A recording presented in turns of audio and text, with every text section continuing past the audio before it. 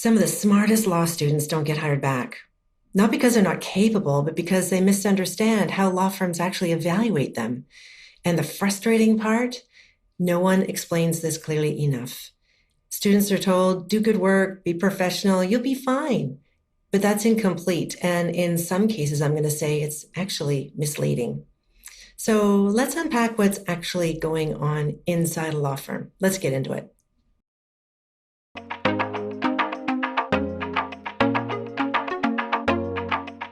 Welcome back to the next episode. I'm so glad that you are here. Today, we're going to talk about what's the real reason that some summer students, articling students, and interns, why they don't get hired back. And I believe if we understand what's expected of us and you understand what the end goal is, we can all get on the right path, get the resources we need, have more clarity, have more intention about how we're working. So today we're going to talk about a number of things. One's going to be the myths students believe, what they're led to believe or what they learn that they need to believe. We're going to talk about the economic reality of what it is to be a law student, what the expectations are, and just give you that mindset of the position that you hold within a firm and what that means from the economic standpoint. We're going to talk about the real evaluation criteria, what firms are really looking for. And I've done surveys on this, and I've worked with dozens and dozens of law firms on what they're expecting from their students and from their associates. And sometimes they don't always communicate that as thoroughly as they plan to or as they mean to. We're also going to talk about why strong students don't get hired back. And that might be shocking to some people, but you can have a really strong student in law school who's getting top marks, really popular, doing really well, and is the person who's expected to really soar in their career. Why don't they get hired back? So we're going to talk a little bit about that. We're also going to touch on the AI Emerging Differentiator. It is impacting law students. It's impacting early associates and everyone in a law firm, increasingly so. I know you've probably heard a lot about it. We're talking a lot about it in the legal field. Let's talk about how it's impacting law students. So I'm going to touch on it very briefly. And then finally, we're going to talk about what signals hiring this person. What are the signals that partners get to hire you into one of those positions, those coveted positions within the firm? So we're going to get into it. We're going to unpack a lot of stuff, and I hope you enjoy the episode. Thanks for joining me. Welcome to the Lawyer Launcher Podcast. Hello, friends. I'm your host, Susan Van Dyke. If you're a law student or a new lawyer eager to launch a successful career, you're in the right place. Drawing on more than 25 years of experience, I'll demystify the business of law and help you understand just what it takes to succeed. We'll empower you, help build confidence, and reduce anxiety. Our experts will share tips and advice, and I can't wait for you to hear from them. Now, let's dive in. Let's dispel some myths. Let's start here. And I have 3 myths I want to talk about. 3 common myths, things that you might have heard from law school, from well-meaning friends and family, or people within the field. And I'm going to say these are 3 of the most common myths that I hear and need to address with law students and other new associates. And the first one is good work will always get you hired back. It's not true. And we're going to talk about each one of these. The second one is you'll get all the mentorship that you need. Also not true. And the third one is someone else will take responsibility for you and your work. Nothing could be further from the truth. Good work is table stakes. It's the cost of where you are. And you're going to find that all kinds of people around you, students and others around you, are also doing good work. So that is not in and of itself a way in which it's going to qualify you to stand out. It's going to keep you in your lane for sure. It's the it's the table stakes of being in the position where you are. But it's not something that's going to set you apart. It's not something that's going to necessarily get you hired back. What's going to get you hired back, and we're going to talk a little bit about this during this episode, are things like making sure that you're building relationships in the firm, that you are well organized, and that you are managing your deadlines and your workload, that you're communicating clearly, you understand instructions, you are looking for work, you're taking initiative, those kinds of things. So the work product alone is just one part of it. So don't rest there if that's your intention. The second myth I want to talk a little bit about is that you're going to get all the mentorship that you need. Maybe in some firms, they have an abundance of mentorship, but it is really not common. I'm going to say probably 95% of firms can't give students all the mentorship that they'd want to give them or that a student would want to receive from their firms, from their principal, or from their mentors. Why? There is just not enough time. There's just not enough time between the billable time of client work and then what we call the non-billable time of work that is working with you as a student, looking at your work, talking you through changes, talking you through the file, et cetera, et cetera. So you'll find a lot of that work and that mentorship is the kinds of things that you're going to have to do on your own, like looking at files, reviewing work yourself, asking people where to go and look for material or resource information that's going to help you complete the task that you need to do. So it's not necessarily going to be mentors that support you in a way in which you're hoping. Someone else being responsible for you is simply not what I've seen in any firm that I've worked with, and I've worked with dozens of firms. It's really important that when you come in, you have a mindset of taking responsibility for doing great work and doing the work that's expected of you and doing it really, really well.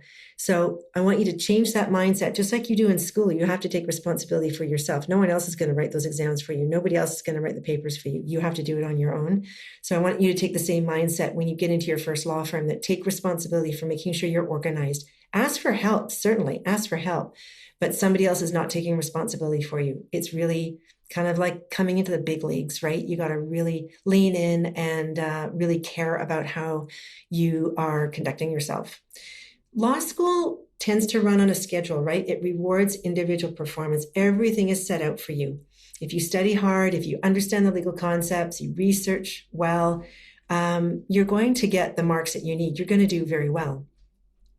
Conversely, a law firm is like the Wild West. It really is. It's, they don't run on a schedule. You never know when a client's going to drop a matter on a lawyer's desk. You never know when a file's going to blow up. You just never know when an opposing counsel is going to pull a stunt. You just don't know. So you can't be prepared. It's not possible to be prepared for absolutely every scenario. So you'll be responding to the needs of your lawyers within the firm as they are responding to client demands. So it is the Wild West. And what you'll be looked upon for is speed, good judgment, and being super reliable in a team environment. That's what's going to get you noticed. So the skill sets in a law firm and a law school are actually really very different. Law school is giving you that baseline of concepts and technical skills to a point. And then it's when you step into a law firm, that's when you're going to get really good technical depth and practice management experience. And there are just so many things that are just hard to train without experience and having a guide. So these are the kinds of things that I want to share with you. So students think that if I'm going to prepare good memos and research, I'll stand out. But the reality is most students produce good work. So I want you to just keep that in mind. So the good work isn't what's going to differentiate you. It's going to help you stay in the conversation, and it's going to keep you in the game. So law school, there's not as much time pressure in the same way that there is in a law firm. And there's no client consequences, right? The consequences are for you to bear. You don't get the mark you want. You don't pass a course. You don't get the grade that you want. That's a consequence only for you to bear. While in a law firm, delays can cost money. Mistakes affect clients. Time is constantly being evaluated. And you are being evaluated for how you are conducting yourself in all of those scenarios. So it's a very, very different environment. And you're not being graded anymore. You are looking to be trusted. So how you show up in this environment as a trusted advisor is really what's going to set you apart and start to position you well for that treasured hire back opportunity. So it's not just about good work. So what is it then? Let's talk about that. Interrupt this a second because I need your help. This podcast takes a lot of energy, a lot of resources, a lot of time, and I need something small from you, please. I need you to subscribe to this podcast either on YouTube or your podcast platforms. I would love for you to like. I'd love for you to comment. And I'd also really appreciate if you share this podcast. We want to reach as many people as possible, help as many new lawyers, law students, interns, summer students, the whole bit. I want to just get this podcast far and wide as much as possible. And if you're watching from a law firm and maybe you're having your lunch and you're listening in as a group, that's fantastic. And I hope you get all the CPD credit that you need from this episode and from future episodes. So before we carry on, please take a moment and share this episode, subscribe, like, comment. I need your help, and I really, really appreciate it. Thanks for listening. The economic reality of a law firm. So one of the things I talk to my clients a lot about, as I still am working in my consulting capacity, I do a lot of strategic planning, which simply means business planning for law firms. Where are they going? Where are they growing? What practice areas are they expanding? How profitable are they? Are they opening a new office in a new region, et cetera? Those are all the things that I work on regularly with dozens of law firms. So the economic reality is part of how a firm can operate and grow and hire people and get good talent and get the best professional development and attract really great work. That is what allows us to do when we are expanding our profitability and our economics of our firm. So as you join the firm, you are actually a cost before you are an asset in the firm. And you will be a cost to the firm for a few years in your practice. And that is pretty much well understood, or it should be very well understood by every partner of every law firm. Students and junior associates are a cost. There is a tremendous cost in time, mentoring you, supporting you, correcting mistakes, because mistakes are going to happen, and teaching and helping you grow. There's a tremendous cost to that, along with, the cost of having extra people in the office and salaries and technology, et cetera, et cetera. But really, it's the cost of mentorship that is really so very expensive. As firms invest very heavily in students' salaries, training, and lawyer time. But clients increasingly now are refusing to pay for junior inefficiencies, so they don't want to see a lot of time on a bill for a really junior lawyer in some cases, in some matters, in some firms. So more senior lawyers are being a little bit more sensitive to that and thinking about how bills are being received from a client perspective and where there is value. Sometimes there's value. So as a student, and as you're recording time and posting time that it took you so many hours to work on a task, when it goes to the senior lawyer, before it goes to the client, they're going to evaluate how much time they can actually bill the client, what's fair to the client. And that's not really for you to concern yourself with. You would still record all of your time because everyone knows you're learning. Everyone knows you're going to take more time than what can go to the client. And that's part of the cost that's associated with students and juniors being in a firm. So it's important to know that firms are investing heavily in their students. They're covering salaries, they're covering training, and they're also applying a lot of lawyer time to your benefit and ultimately to the firm's benefit. So just keep in mind that every student hire is a risk calculation. So the economic reality is every firm is looking at students as an investment in the future of the firm. They are now calculating the cost of training students, and it is a tremendous cost to bear for a small firm. For larger mid-sized firms, it's something that most of them are still very much committed to doing because they see it as part of the legacy of their firm. And I know a lot of firms, they hire students with the intention of seeing them through to partnership, to them being part of the succession plan of the firm, to becoming, core members of the firm, whether you're a partner or not. So a lot of firms are hiring students with that intention, which is fantastic. But there is an economic reality to what it looks like to support you and invest in you for the years that it does take before you become profitable. So every student hire is a risk calculation. Firms are hiring fewer students than they used to, and higher back rates can look high, but that's often because firms are more selective at the front end. So where they might have hired 10 students and looking to keep, 8 to 10 students at the end of that period, that summer period or that articling period or internship, now they're paring that back and looking to hire perhaps less of those students. So they're getting a little bit more selective. So the funnel is tighter even before you get in. So that's an important reality for you to keep in mind. So some of the things we've talked about already on this podcast is, the partners are going to be looking at all students as to, how quickly can this person ramp up? How quickly, is this person coachable? How quickly are they learning and adapting in this Wild West environment? Are they building relationships, et cetera, et cetera? So they're going to be evaluating you while you're in the office to look to see how quickly they can manage and reduce the firm's risk of hiring a student for the long run. And that's why the evaluation criteria looks very different from what students expect. So let's take a look at the evaluation criteria. I want to talk a little bit about what is exactly being discussed about you within a firm. How are they evaluating you? What are they looking at exactly? One of the things that's really important, and we talked about speed early on in this podcast, is do you reply quickly or do you disappear for hours? Do lawyers need to follow up with you, or are you taking initiative? So we want to build trust within the law firm environment so that you can be depended on and people don't have to worry about you and spend extra energy chasing you and managing you and following up with you. It goes back to that responsibility we talked about earlier, that it's time for you to now take even more responsibility for yourself than you ever have perhaps in your whole life or your whole career. So this is where the responsiveness that you're going to show really does signal reliability. Being organized signals trust. Following up and having follow through is really going to start signaling trust. Judgment also starts to signal trust. Do you ask questions at the right time? Do you filter through what matters and what doesn't matter? Are you asking too many basic questions and not getting enough of your own, doing enough of your own research before you come and ask questions? Are you escalating things too quickly without, again, doing your own research or using your own resources? These are some of the things that lawyers are going to be looking for. And so this good judgment is what will start to turn a student into a future lawyer.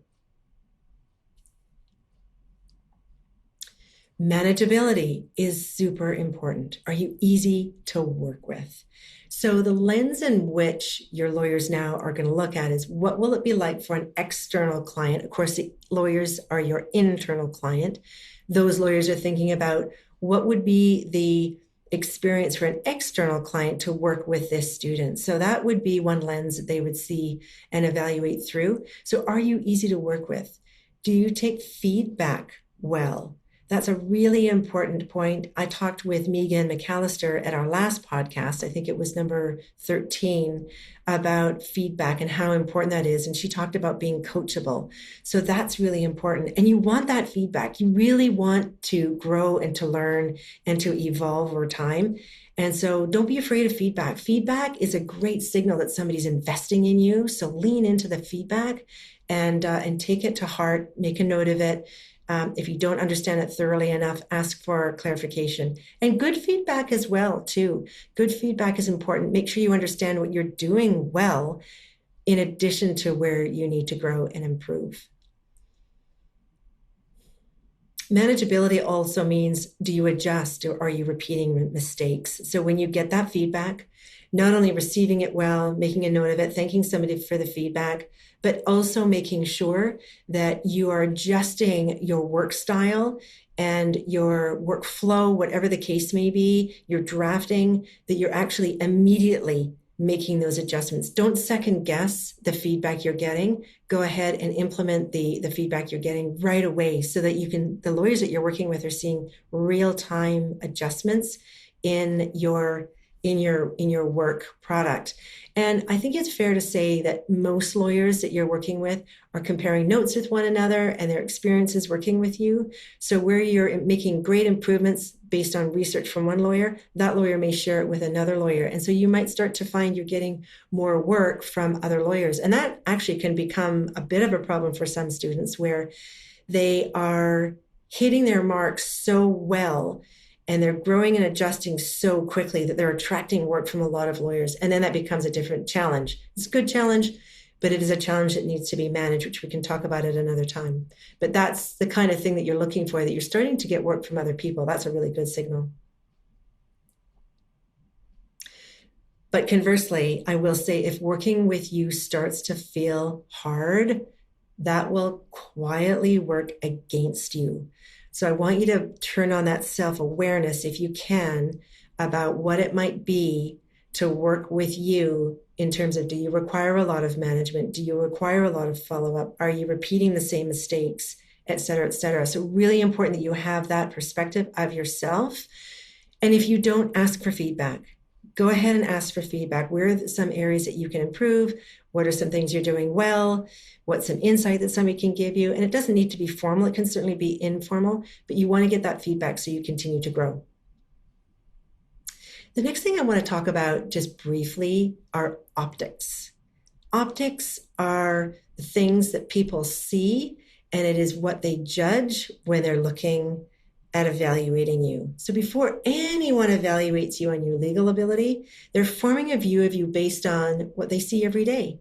And it comes back to that reliability. Where you show up reliably every single day starts to form an impression of who you are and how you're going to show up as a full-time employee, as a full-time lawyer. Law firms are a high trust, high stakes environment. So people are constantly asking themselves subconsciously, whether they tell you this or not, can I trust this person? Do they understand this environment? Would I put them in front of a client? Optics are not superficial. They are interpreted as signs of judgment, and they're starting to form an impression of who you are and how you're going to show up, not as a summer student, not as an articling student, not as an intern, but as an associate lawyer. And can they trust you in front of clients? Can they trust you in front of prospective clients, et cetera? So some of the specific things they're going to be looking for or observing is your phone use. I have clients that who are of a certain generation. They don't understand how the younger generation are actually using their phone for research. They're using the phone to perhaps text a senior lawyer in the firm. There may be some really legitimate uses for your phone. I would express those, and I'd be really open about that. I would absolutely avoid anything that doesn't look like work. But if you can avoid using your phone at work, I would absolutely avoid using your phone at work. It shows that you might be disengaged and not interested and paying attention to the work that you have in front of you. And it also might trigger some concern about slow response rates. So important that you know what the optics look like if you are using your phone. So if you're looking distracted, people will assume you're not taking the work seriously, even if that's not true. We're only talking about optics. And the optics might tell a totally different story, but they are still optics. And we want to ensure that all of your optics are positive, because chances are somebody may not come to you and say, hey, I've seen your phone open and you're looking at your phone a lot today. What's going on? Chances are they're not going to tell you that. And one line I heard when I first started in law 30 years ago was, no news is good news, which is unfortunate because we want that constant validation, that positive validation that we're on track and doing well and we're valued.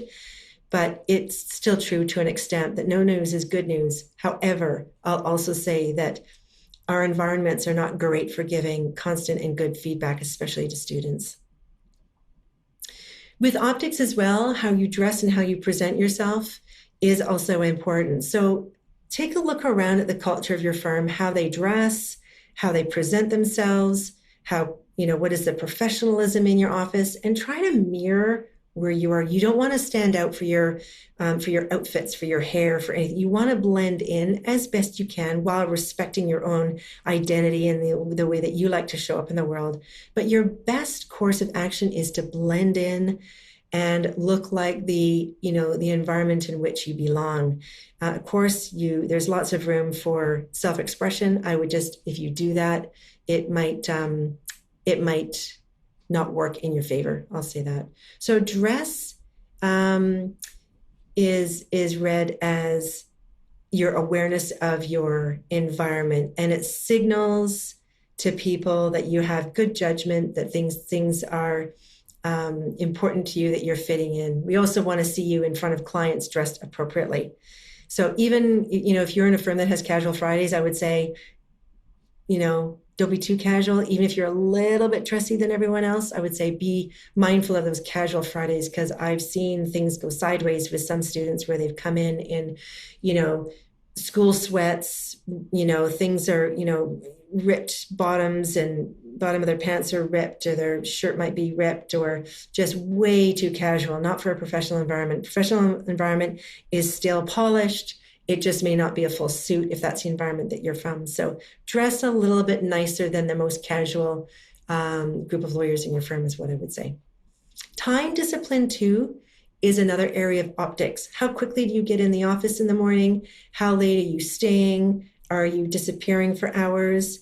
And again, looking for consistency. Are you one of the first ones in the morning? Are you somebody who takes an efficient lunch? Are you somebody who sits in the lunchroom and has lunch with whomever you can sit with? These are great optics that you're a team player and you're chatting with anyone who comes into the lunchroom. Back in the day when I worked in law, there was a lawyer's lounge and a staff lounge, and the two didn't mix. And that was unfortunate. We don't see that as often anymore. Maybe in some firms, I don't see it very often anymore at all. And it's really nice to see staff and lawyers mixing so they get to know each other. And then, it isn't about hours, but it is about awareness of expectations. So be mindful of your hours and when you show up and when you're departing the office. I'll also just talk briefly about socialization in the office. Again, important that you keep in mind, it's not law school. Law firms are a place of business. Of course, there's time to say hello, how was your weekend, good morning, all of that, especially when you're getting a coffee or standing in a lunchroom and grabbing a snack. But by and large, catch yourself if you're standing and chatting for more than, I would say, maybe 5 minutes, 10 minutes. I think once you've had a chat and you've gotten to know somebody, it's time probably to start moving on and getting back to your desk and getting to work. You don't ever want to be seen as talking too much, socializing too much, not reading the room well enough, because whoever you're talking to also needs to get back to work, whether they're staff or other lawyers. Except maybe if it's your principal or your mentor and you're talking to them, and that's going to probably start to turn into a work conversation. But anybody else, time to get back to work after a couple of minutes. And also lingering in other people's offices can be an issue if you're there too long, because you're essentially trapping that person in some respects in their office. So read the room, ask them if they have time, say, I should probably let you get back to work and see how they respond. But after 5-10 minutes, it's time to probably start backing away and getting back to your own desk. So being personable is a great asset until it becomes a distraction. So something to keep in mind. Being physical in the office is really great. Not being visible is not so great. So if you are an in-person office, be in person. If you need to talk to a lawyer or you have a question, a great habit is to actually walk down the hall and ask the question. Don't depend on email. Don't depend on the phone. Physical presence is really valued. Go and darken a doorway, ask if somebody has a minute. If the door is closed, you can always ask the assistant if they're on the phone or if they have a minute, or is this a good time to interrupt? So just check in with people and see what the status is, and then ask your question, and then get out as soon as it looks like you've kind of overstayed. You might have overstayed your welcome. So stay physical in the office. You want people to see you. You want people to have confidence in you. You want to have a quick hello, and you want to move on with your day. So none of these things on their own, of course, are going to cost you an offer, but collectively, they're going to start to shape how people are seeing you, how they're experiencing you. And all of those things start to build what will become a really great reputation, hopefully, for you. So these are really important things. They're small things, but they're things that may not be expressed openly to you. So I'm going to mention them here. So again, on optics, we're talking about manageability. How do you manage yourself? Does somebody else have to manage you? Are you taking responsibility for yourself? Good judgment. Are you showing good judgment? Are you reading the room well? Are you asking the questions you need? And trust. Are people trusting you? Are you reliable? Are you showing up? Do you have emerging good practice management habits? So the optics are how people decide whether working with you will feel easy or it will feel difficult. So we want it to feel really easy and natural. To add that some students will dismiss some of the small things and that they shouldn't matter. But in a professional services environment where perception equals trust, it absolutely does. And here's why.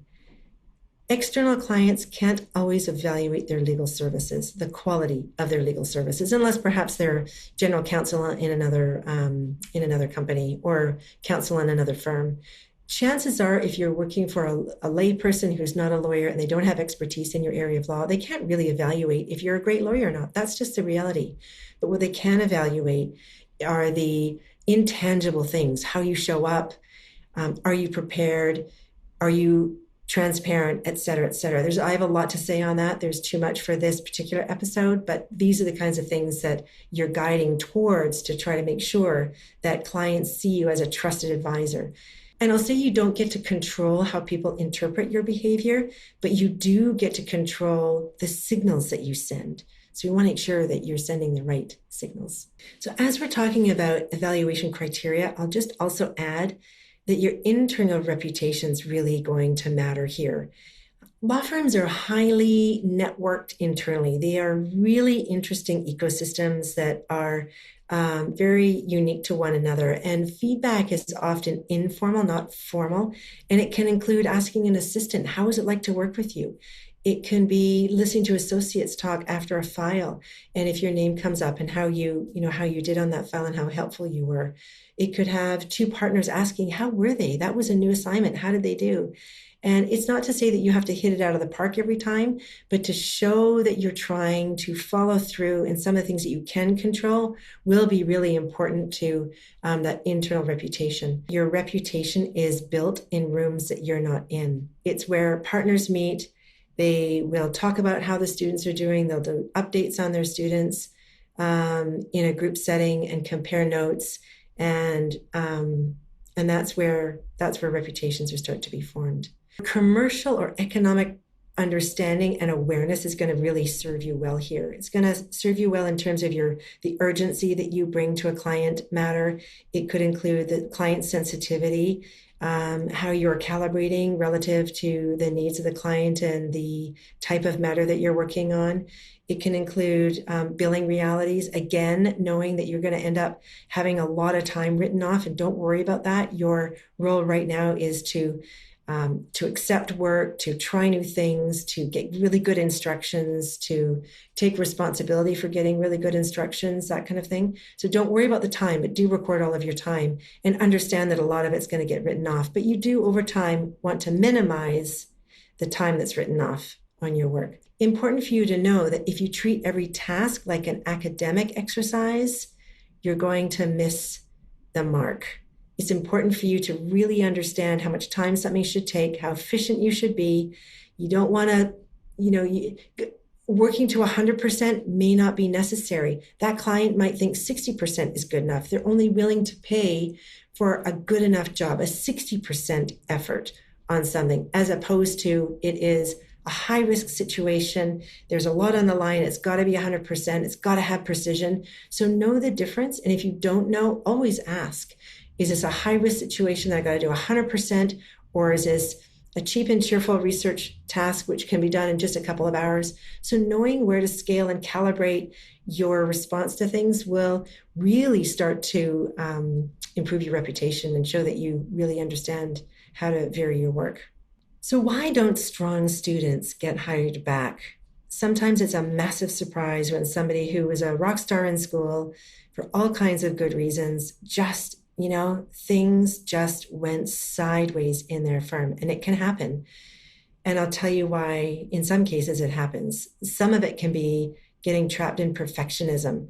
Some of those students, I'm not saying all of them, but what I've seen is some students are A-level students. They're getting really top marks in their high school, their undergrad. They go to law school. They continue to really do very well. They're competing in moots, et cetera, and they're doing really, really well.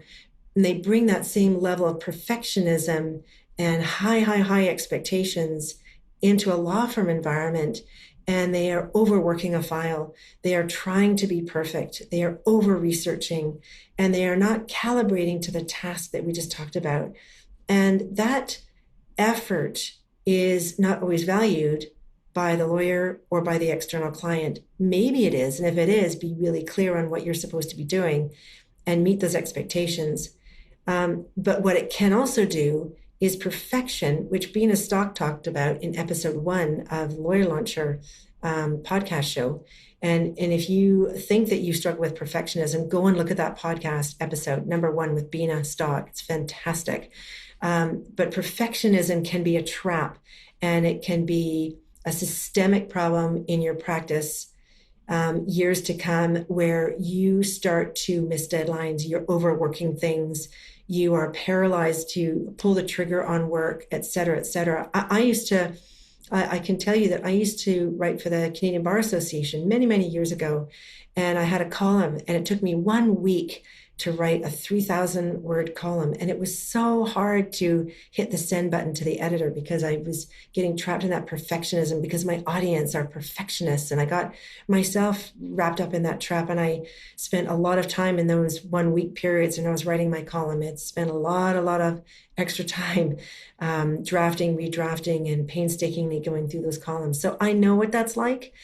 And I'm going to ask you to try to avoid it, because what's going to happen is you're going to be late on delivering your work product to the lawyer that's assigned you the work. So perfect but late is worse than good and on time. Let me repeat that.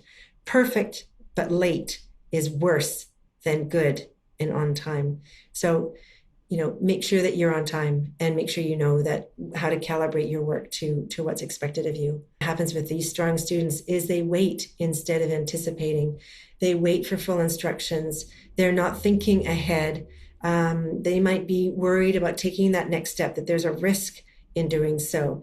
And I'll say that firms reward people who think one step ahead and they're not just completing tasks. If there's something easy that you can do for the next step, go ahead and do it. As long as it's within your bailiwick to do, and make sure you're getting full instructions. And in those full instructions, you can ask, okay, so I'm to do this. It will take me 4 hours to complete this. If I have time and capacity to take it to the next step, what does that look like? And are you comfortable with me taking that next step? So don't wait for the next instruction, anticipate what's new and keep the ball rolling. If you can do that on an ongoing basis, that's going to be highly valued, because as we know, your lawyers don't always want to be managing you. They want you to start taking responsibility as much as you can for your own work. Communication gaps are another area of concern for top students, or all students, but this is an area that some top students have found themselves going sideways, where they're not confirming instructions, they're making assumptions, they're used to an intellect carrying them at a certain level. So they're filling in the gaps in instructions that they actually haven't received. So they walk out of the office or they finish a call and they don't have fulsome instructions. Really important that you're stopping a conversation, you're getting full instructions. Don't leave a meeting until you know you have full instructions, or ask if you can come back and get clarity later. And so go away, give it some thought, do your own research, talk to others, talk to an assistant, talk to another associate, and then go back and get confirmation on what you believe the instructions are before you start.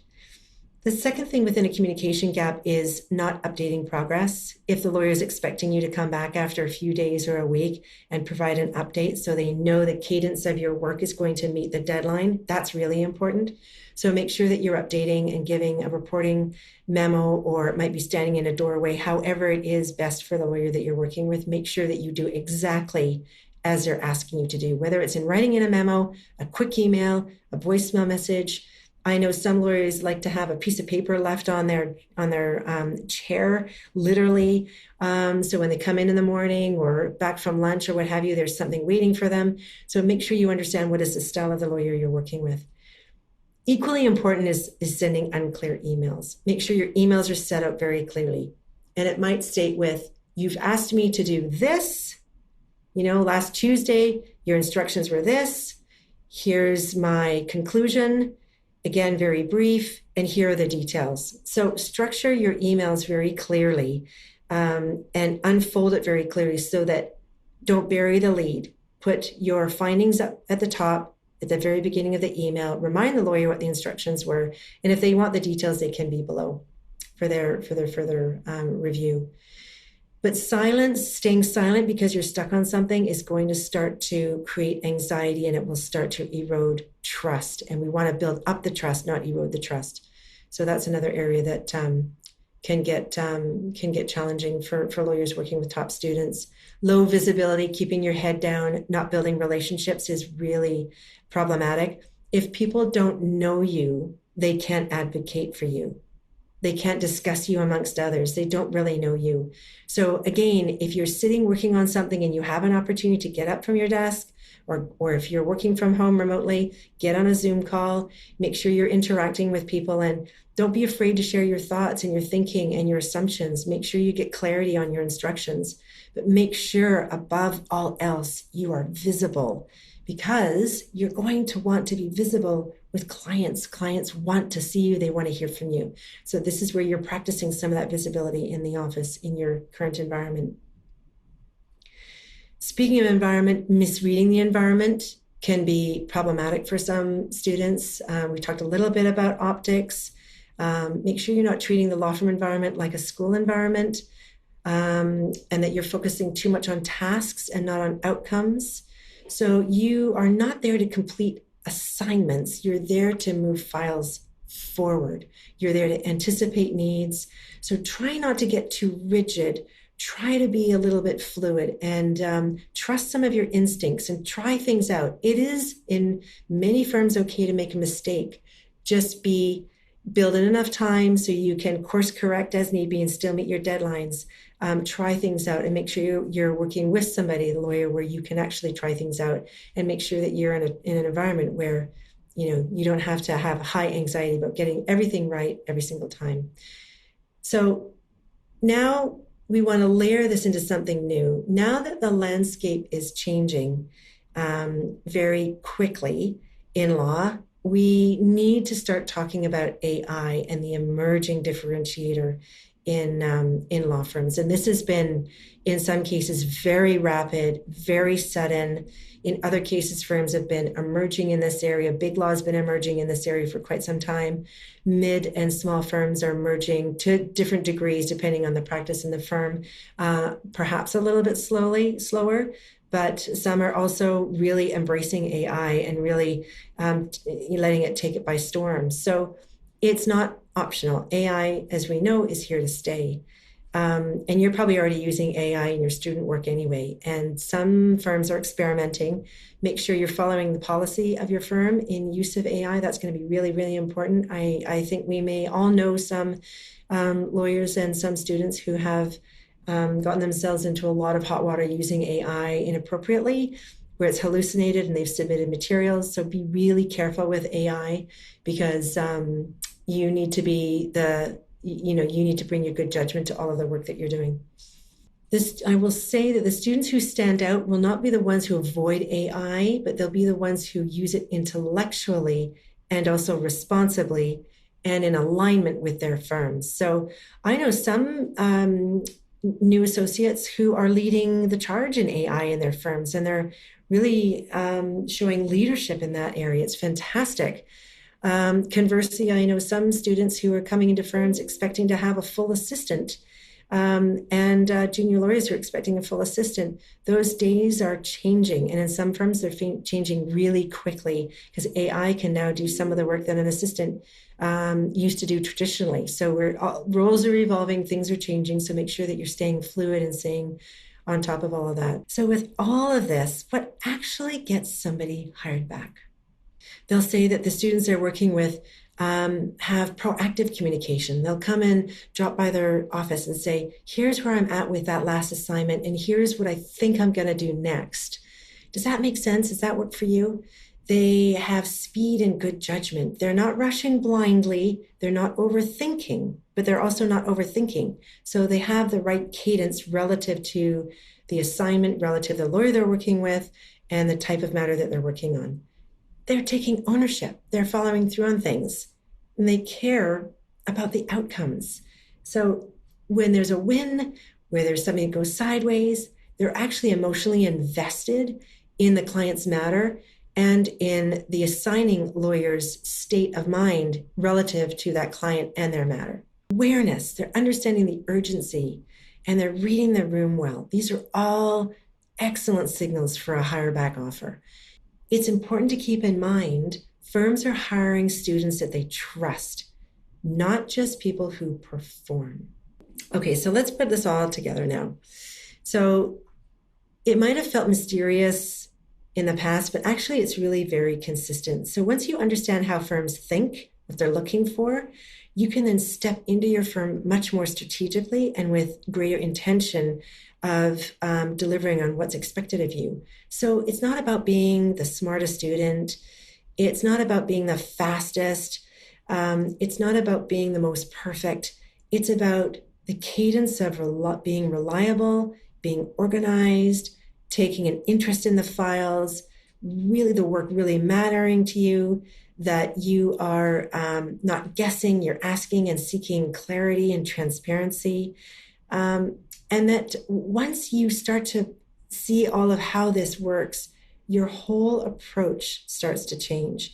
And it can be really very exciting to see how this evolves for students. And I've seen it inside firms, and you see the lights starting to come on and things start to gel and alignment starts to happen and they start to get really busy with work. And then, we'll talk about that at another time, the workload and how to manage the workload, because there are ways to manage that. But that's one signal you want to look for, that others are starting to send you work because they hear good things about you. So with all of that, putting that all together, you have the basics of what you need to start with your firm and be extra aware of what's being expected of you and the hopes and dreams of partners who support you and who may even see you in the firm as a partner in the future. Thank you so much for listening to this episode. I'm so glad that you joined us. It was a pleasure to have you. I look forward to seeing your comments, and don't forget to subscribe and come and follow me and engage. I love to hear from students and others who have value for law students. Thanks. We'll see you soon at the next episode. See you there.